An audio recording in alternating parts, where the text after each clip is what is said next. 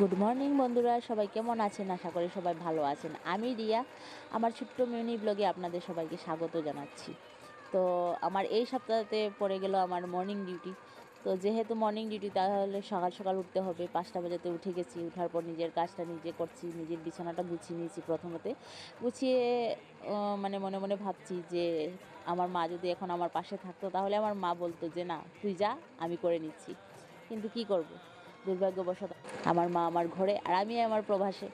প্রবাসের জীবনটা অনেকই আলাদা। তো জানেন আপনারা, যারা যারা প্রবাসে আছেন। তো এটা মনে মনে ভাবে ব্রাশ করছি। ব্রাশ করে করে ভয় লাগছিল, অনেকটা নিঝুম হয়ে আছে বাথরুমটা, কারণ কেউ উঠিনি, আমি সবার প্রথম উঠেছি। ওঠার পর দেখছি একজন আমার পিছন দিয়ে গিয়েছে। প্রথমে তো ভাবলাম যে ভূতনি কি, তারপর দেখছি না, ওটা তো একটা মেয়ে। তারপর দেখেন বাথরুমে কেউ নেই। তারপর তাড়াতাড়ি করে আমি মুখ টুক ধুয়ে রুমে এসে গেলাম। রুমে আসতে আসতে ক্লিন হয়ে নিলাম। তারপর মনে মনে ভাবছি, ভগবান, অল্পটা লেট করে যদি ডিউটিটা পড়তো তাহলে অনেকটা ভালো হতো। অনেকটা ঠান্ডা পড়েছে জানেন, অনেকটা স্নো, অনেকটা তো মানে ঘুম আসে, কিন্তু ঘুমোতে পারি না, কারণ ডিউটির চাপে যেতে তো হবেই। তাহলে আমি এটা বলতে বলতে রেডি হয়ে যাচ্ছি, আর অনেকটা ঠান্ডাও লাগছিল আমার। ওইটা হচ্ছে আমার ডিউটির ইউনিফর্ম।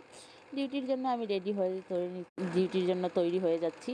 এটা আমার কেপ লাগাতে হবে, না হলে আমার মাথার চুলগুলো পড়ে যাবে। যে কাজটা করছি তার জন্য এটা লাগাতেই হয়। আরও আইডি কার্ড এটা লাগাতে হয়, কোট লাগাতে হয়। এটা লাগিয়ে তোমার যেতে হবে, নাহলে তোমাকে এন্ট্রি করতে দেবে না।